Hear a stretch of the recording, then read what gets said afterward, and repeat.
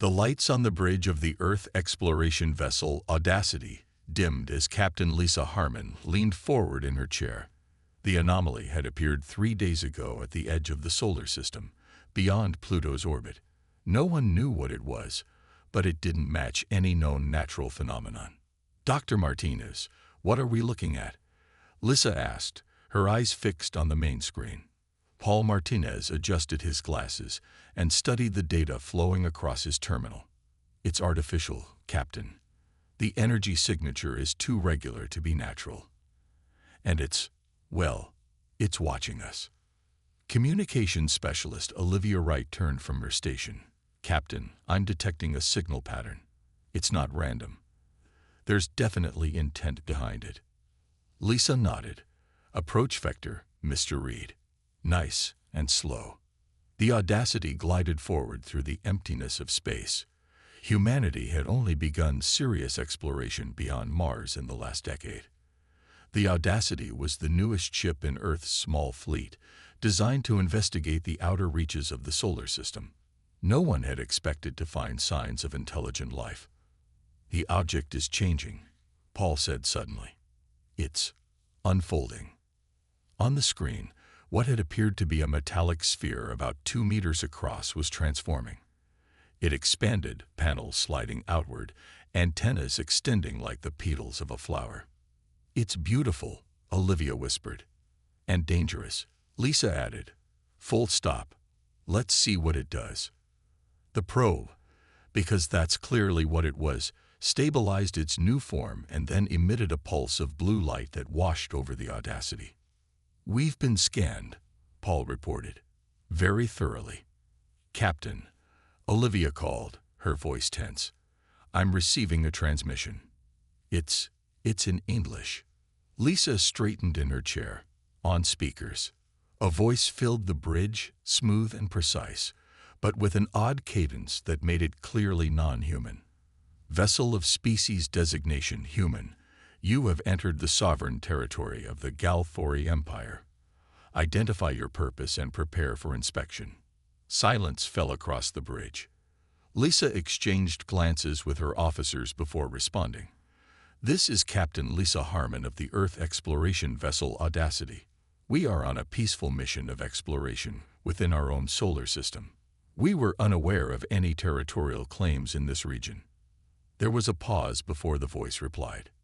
"Your ignorance is noted but irrelevant. The Galactic Empire claimed this sector 300 cycles ago. Your species' lack of awareness does not nullify this claim." Lisa's jaw tightened. "We have no record of any contact or agreement with the Galactic Empire. None would exist," the voice responded. "Your species was deemed pre-spacefaring at the time of annexation, and thus not worthy of notification." Paul leaned close to Lisa's ear. "Captain, something big just appeared on long-range sensors. Very big." Before Lisa could respond, the voice continued. "A diplomatic vessel is approaching to formalize first contact and begin your species' integration process. You will hold position and await the arrival of High Commander Zix Valerian in 30 of your minutes." The communication ended abruptly. Lisa looked around at her crew, seeing the same mixture of excitement and concern on each face that she felt herself. "Orders, Captain?" asked Reed from the helm. Lisa stood up. "Send all data back to Earth immediately. Include a full recording of the communication. Then prepare to receive visitors." She paused, looking at the small probe still floating outside. "It seems we're not alone in the universe after all, and our neighbors have already claimed our home without bothering to knock on the door." As the crew rushed to follow her orders, Lisa stared at the image of the probe. In the distance, a new light had appeared, growing steadily brighter as the alien ship approached. "Paul," she said quietly, "what do you make of their technology level based on that probe?" Paul frowned. "Hard to say without more data, but the energy readings are unlike anything I've seen. They're significantly ahead of us." Lisa nodded.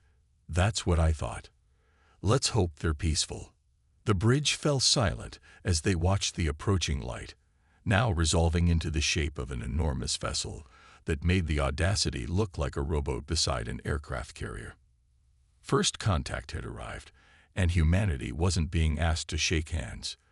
They were being told to kneel. The United Nations Security Council room buzzed with tension.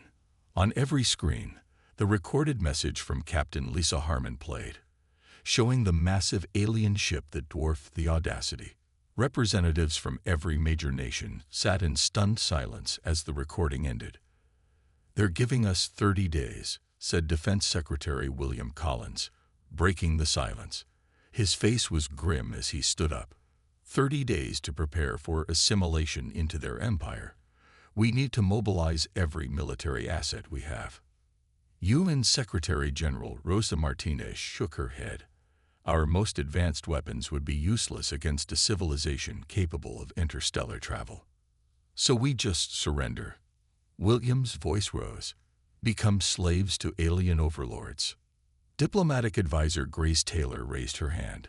"We should at least attempt negotiation. Perhaps we can reach a compromise that preserves some autonomy for Earth." The debate continued for hours, with no clear solution emerging.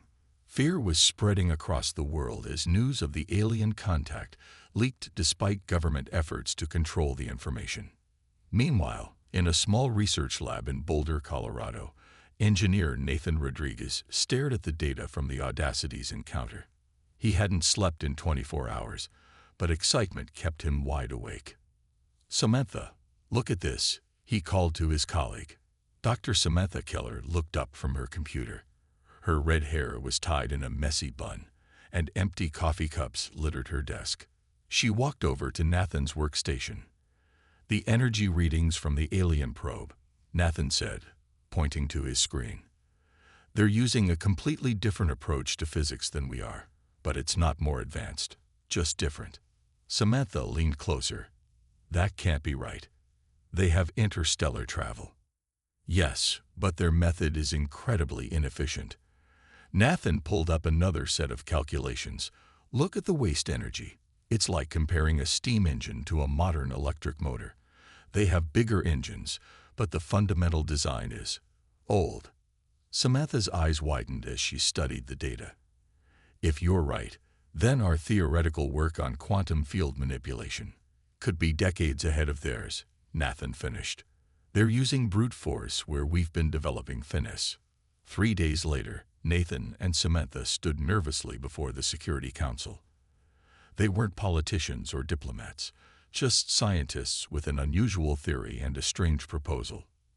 "You're suggesting," Secretary Collins said slowly after their presentation, "that we don't surrender, we don't fight, but instead we insult them." "Not exactly insult," Samantha clarified. "We show them we have something valuable to offer.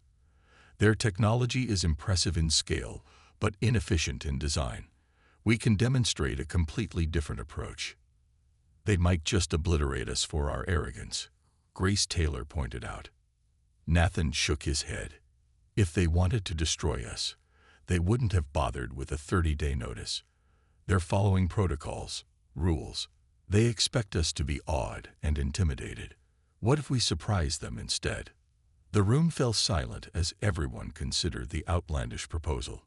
"It's crazy," Collins finally said, "but it's also the only suggestion that doesn't end with immediate defeat." The Secretary General nodded slowly. "We need a small delegation, people who can represent humanity, but also demonstrate our unique perspective." "I might know just the right people," Grace said thoughtfully, "but we'll need to move quickly." As the meeting ended, Nathan and Samantha exchanged nervous glances. Their theory would now be put to the ultimate test, with the future of humanity hanging in the balance.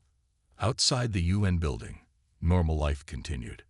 People went to work, children played in parks, and most had no idea that in a small conference room, a decision had just been made to respond to an interstellar empire not with surrender or defiance, but with an approach no one expected. Least of all the Galthori Empire. The small Earth shuttle approached the meeting point on Phobos, the larger moon of Mars. Inside, 4 humans sat reviewing their strategy one final time. "I still can't believe I'm here," said Jack Peterson, adjusting his tie. As a stand-up comedian, space travel had never been part of his career plan.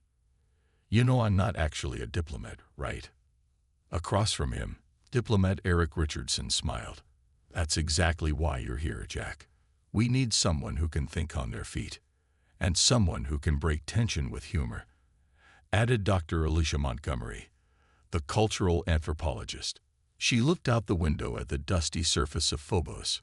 First contact situations in human history have often gone badly because of cultural misunderstandings. We need to establish a different tone.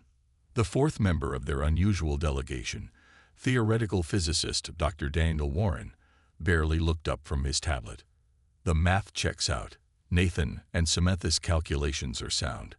We just need to get the aliens to listen long enough for me to explain it." Eric nodded. "Remember, our goal isn't to fight or surrender. It's to change the conversation entirely." The shuttle pilot's voice came through the speakers. "The alien vessel has arrived. It's big." All four rushed to the viewports. The Gal-Thori ship was descending toward Phobos, dwarfing their shuttle like an ocean liner next to a rowboat. Its surface glittered with lights and strange markings. "Well," Jack said with forced cheerfulness, "at least they made it easy to spot." The Earth shuttle landed first on a flat area of Phobos. Minutes later, the massive alien ship settled nearby, the ground trembling from its weight, despite the moon's low gravity. "Showtime," Eric said, leading them toward the airlock. They stepped out onto Phobos, their specially designed suits allowing them to move comfortably in the low gravity. Each carried a small device developed based on Nathan and Samantha's research. From the alien ship, a ramp extended. 12 figures descended, each different from the others. Some had multiple limbs, others moved on something like wheels. Their sizes varied from smaller than a human child to nearly 3 meters tall. "Representatives of multiple species," Alicia whispered. "The Empire isn't a single alien race." The tallest alien stepped forward. Its body was covered in what appeared to be overlapping plates, with 4 arms and a head that tapered to a sharp point. When it spoke, the translation came through the human's earpieces. "I am High Commander Zix Valerian of the Gal-Thori Empire. You stand in the presence of the 12, representatives of the founding species of our glorious dominion." The alien's voice carried pride and authority. "We have come to accept your formal surrender and begin the process of planetary integration." Eric stepped forward and bowed slightly. "High Commander, I am Eric Richardson. These are my colleagues, Dr. Alicia Montgomery, Dr. Daniel Warren, and Jack Peterson. We come not with surrender, but with a proposal." The alien's head tilted. "A proposal? Your understanding is incomplete. The Empire does not negotiate with pre-integration species. Perhaps that policy deserves reconsideration," Eric replied smoothly. "We request the opportunity to present our case before the 12. The aliens conferred among themselves, their translated whispers coming through as fragments. Unusual response. Protocol violation. Curiosity value. Finally, Zix Valerian turned back to the humans. "Your request is granted, though it changes nothing. The integration will proceed regardless. Follow us to the Chamber of Declarations." The humans exchanged glances. This was what they had hoped for, a chance to speak. As they followed the aliens up the ramp into the massive ship, Jack leaned close to Daniel. "Ready for the performance of your life, Doc." Daniel clutched his device tighter. "Just make them laugh. I'll handle the science." Inside, the ship's corridors stretched impossibly high and wide, designed for creatures of many shapes and sizes. The walls displayed moving images of countless worlds and star systems, the extent of the Empire's reach. The humans were led to a circular chamber where the 12 alien representatives arranged themselves on elevated platforms. It was clearly designed to intimidate, to make visitors feel small and insignificant. But as the door sealed behind them, the 4 humans didn't look intimidated. They looked ready. In the Chamber of Declarations, the 4 humans stood on a circular platform surrounded by the 12 alien representatives. The chamber's walls displayed images of thousands of worlds, presumably all part of the Empire. High Commander Zix Valerian rose to his full height, towering over the humans. "Before you speak, you must understand the glory of the entity to which you will soon belong." His voice echoed through the chamber. The Gal-Thori Empire spans 3,472 worlds across 7 spiral arms of the galaxy. Our civilization has maintained peace and order for over 10,000 of your Earth years. A smaller alien with 6 eyes stepped forward. "Our technological achievements surpass your comprehension. We have harnessed the power of stars, cured all disease, and mastered faster-than-light travel. Your most advanced science is but a child's toy to us." Eric nodded politely through the presentation, which continued for nearly 20 minutes as each representative described some aspect of the Empire's greatness. Finally, they finished. Zix Valerian looked down at the humans. "These are the standard terms of surrender." A holographic document appeared in the air before them. "Your world will become a protectorate. We will guide your development, harvest necessary resources, and select suitable humans for service throughout the Empire. In return, you receive our protection and wisdom." The aliens waited expectantly. Eric stepped forward, looking calm. "Thank you for this informative presentation. We appreciate the time you've taken to explain your position." He paused. "Now we would like to respond with Earth's official position." He stepped back and nodded to Jack. The comedian moved to the center of the platform, looking up at the aliens. "So, an empire walks into a solar system," he began. For the next 5 minutes, Jack delivered a routine about interstellar imperialism that left the aliens confused. The translation systems struggled with his jokes and wordplay. "Is this some form of ritual?" one alien whispered to another. "Perhaps it's a stress response," replied another. Jack concluded with a smile. "The point is, folks, claiming ownership of someone's home without introducing yourself first isn't just bad manners. It's bad business." Before the aliens could respond, Dr. Warren stepped forward. He activated the device he'd brought, which projected a series of equations and diagrams. "Your faster-than-light drive system," he said, pointing to one diagram, "uses an incredible amount of energy to achieve relatively modest speeds. Your approach brute forces its way through space-time." He changed the display. "Our theoretical models suggest a completely different approach." The new diagram showed a more elegant system. "Instead of pushing against space-time, we've been developing methods to slip between its layers." The aliens began murmuring among themselves. One smaller alien with metallic skin moved closer, eyes fixed on the equations. "This is not possible," it said. "These equations violate accepted physical laws." "They violate your accepted physical laws," Dr. Warren corrected. "Our approach is different." Finally, Eric stepped forward again. "High Commander, distinguished representatives, Earth has considered your offer of protection, and we have a counter-proposal." The chamber fell silent. "Based on our analysis, we believe the Gal-Thori Empire would benefit from human scientific perspectives. Your technology, while impressive in scale, uses fundamentally inefficient principles. We propose a partnership rather than a protectorate relationship." He paused, then delivered the final line. "In fact, we suggest the Empire might benefit more from becoming Earth's protectorate, allowing us to help modernize your outdated systems." The silence that followed was absolute. Some aliens froze in position. Others began making sounds their translators couldn't interpret. High Commander Zix Valerian's body plates rattled in what might have been anger or shock. This is unprecedented. No species has ever responded in this manner." "We're often told we have a unique perspective," Alicia said with a smile. "This is not merely a rejection," Zix Valerian continued, voice rising. "This is an insult to the Empire's very foundations." "Not an insult," Eric corrected calmly. "An observation, and an offer of assistance." The aliens' agitation grew. Several were gesturing frantically at each other. The metallic-skinned one was still staring at Dr. Warren's equations. "This meeting is concluded," Zix Valerian announced abruptly. "Return to your vessel immediately. The Empire will consider its response to this unprecedented behavior." As guards escorted them out, Jack leaned toward Alicia. "I think that went well, don't you?" The human delegation returned to Earth as heroes.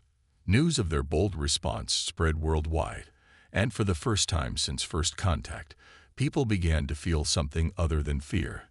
They felt pride. Meanwhile, aboard the Imperial command vessel orbiting Mars, chaos erupted among the 12 representatives. "Destroy them immediately," demanded Zix Valerian, slamming one of his 4 hands onto the conference table. "Their response mocks everything the Empire stands for. We cannot allow such insolence to go unpunished."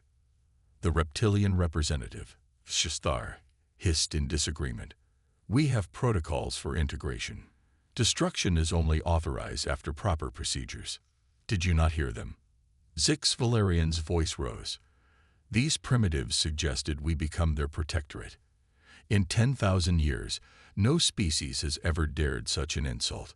Across the table, the metallic-skinned alien, Valdorian, scientist supreme of the Empire, remained silent. While others argued, he reviewed the equations the human scientist had presented. Something about them troubled him deeply. "High Commander," Valdorian finally spoke, his voice mechanically smooth. "What if their claims have merit?" The room fell silent. "Explain yourself, Scientist Supreme," Zix Valerian said coldly. Valdorian projected the human equations. "Their approach to physics is unusual. They're exploring principles our scientists abandoned millennia ago because we found a different path. But their work suggests—" He hesitated. "It suggests there might be more efficient methods than what we currently use." "Impossible," said another representative. "Our technology is perfect." "No technology is perfect," Valdorian replied.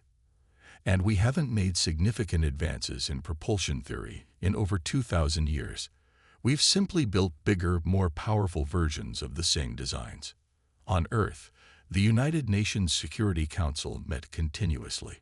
Reports indicated that the Imperial vessel remained in orbit around Mars, apparently in some form of internal conflict. "What happens now?" Secretary Collins asked. Nathan Rodriguez and Samantha Keller exchanged glances before Samantha spoke. "Based on their response, we have 3 likely scenarios. They might leave to consult their higher authorities.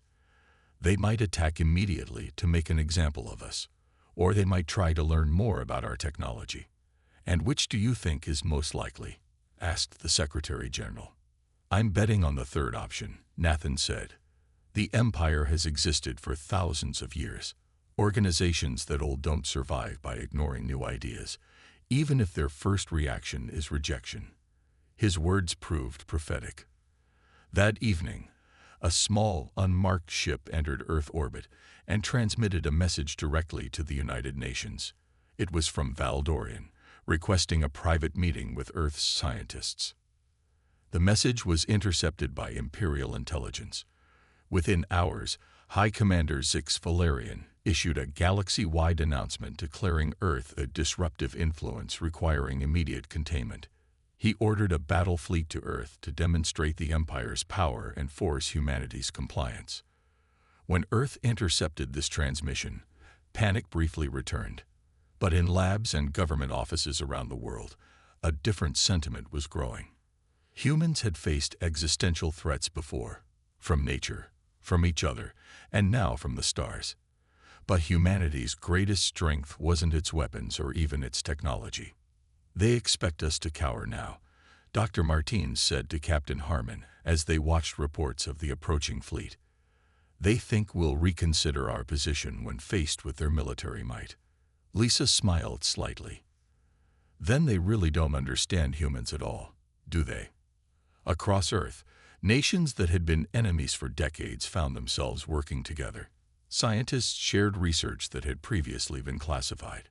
Military leaders coordinated defense plans. And in a secure facility in Colorado, Nathan and Samantha worked feverishly to build a working prototype based on their theoretical models. If they were right, they had just enough time before the fleet arrived to show the Empire something it had never seen before. The stage was set for either Earth's greatest triumph or its last stand. 7 days after the human delegation returned from Phobos, the Imperial battle fleet appeared at the edge of Earth's solar system. 50 massive warships moved in perfect formation, each one capable of destroying a small moon.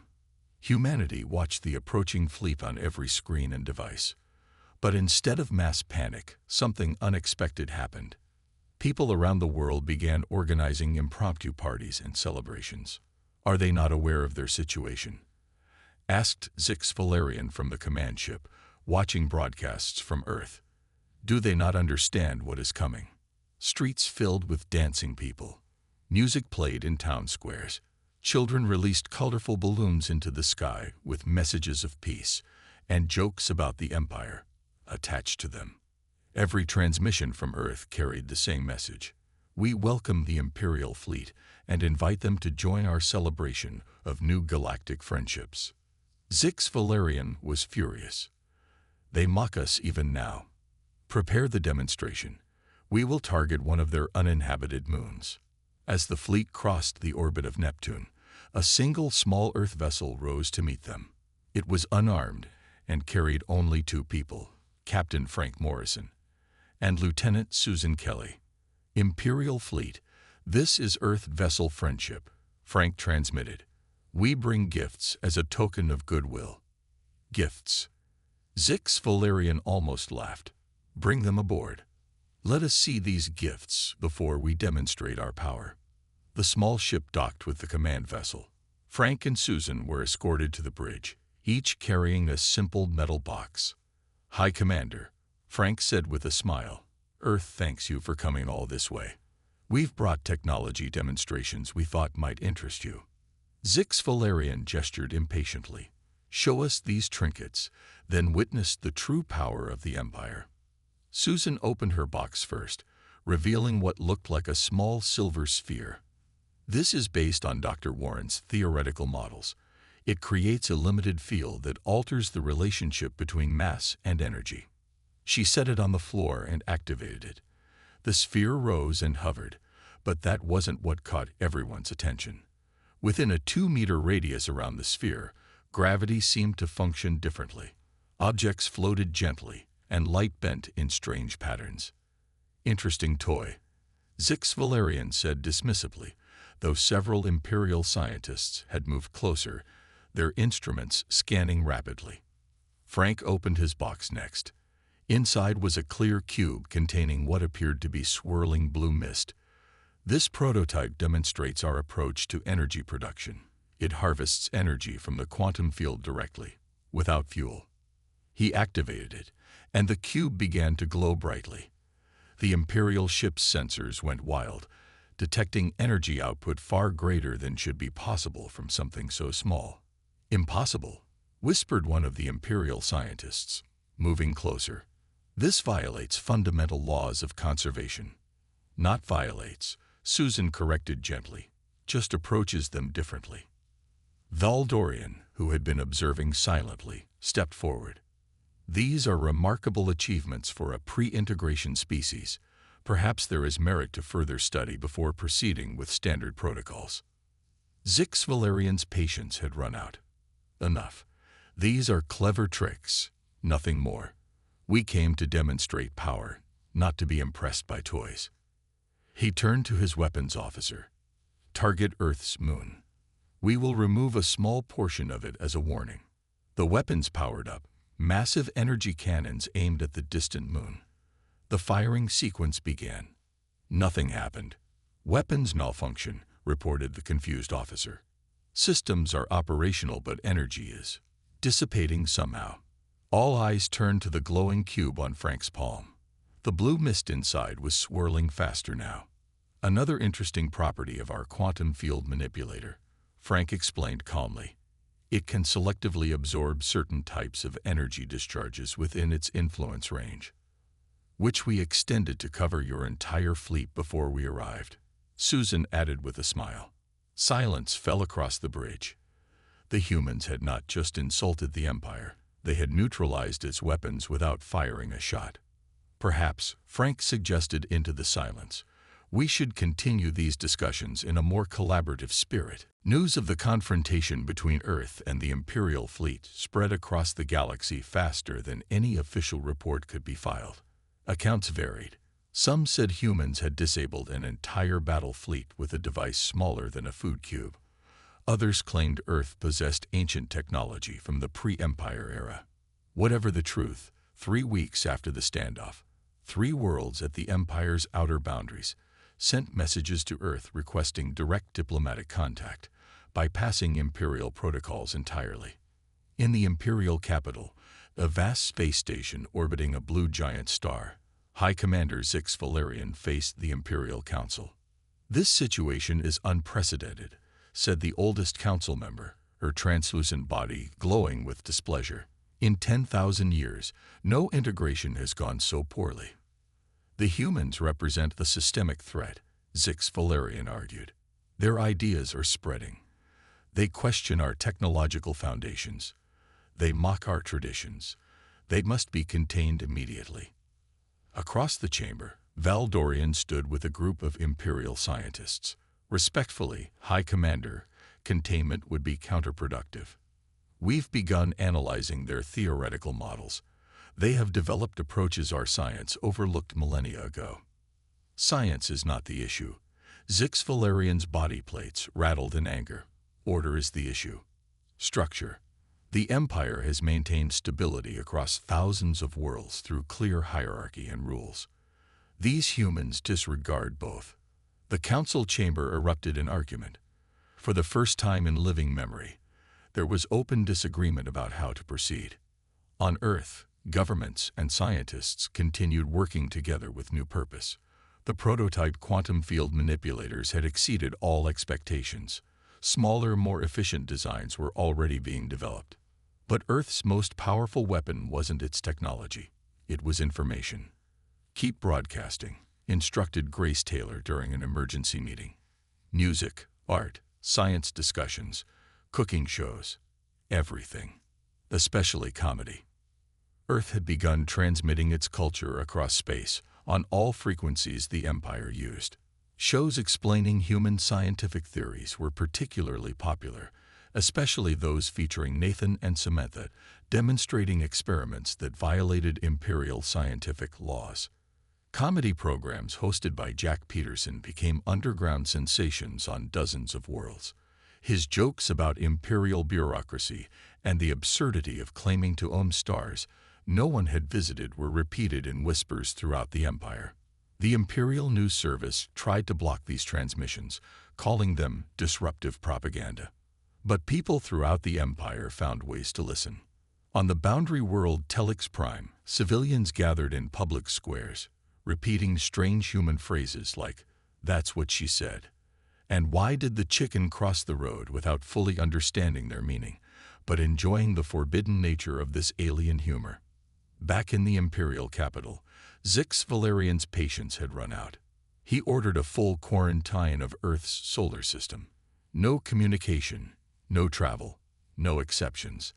These humans will be isolated until they accept their proper place in the Empire. But 3 members of the Imperial Science Council, led by Val Dorian, filed a formal protest.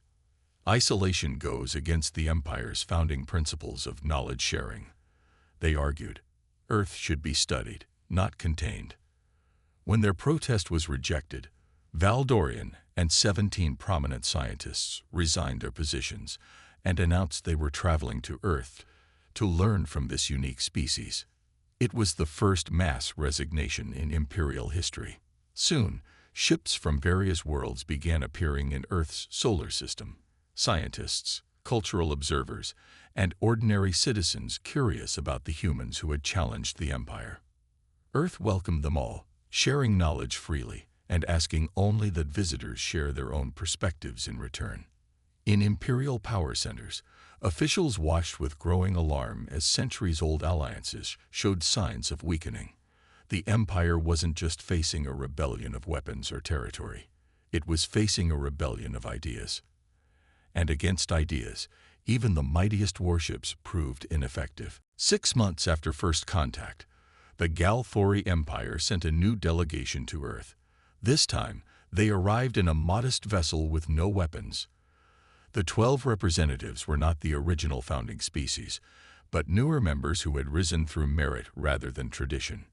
They landed near the United Nations headquarters in New York, where people watched with curiosity rather than fear. Children waved small flags representing both Earth and the Empire, a gesture that would have been unthinkable months earlier. Inside the General Assembly Hall, the new Imperial spokesperson, a being named Kreltor with bird-like features, addressed the gathered nations. For 10,000 years, the Galthori Empire has maintained order among the stars through strength and tradition. Kreltor began. For 10,000 years, we have integrated new worlds into our hierarchy without question or challenge. The hall was silent as everyone listened. Today, we acknowledge that the human approach to integration revealed flaws in our system. Kreltor's voice carried notes of both respect and wariness.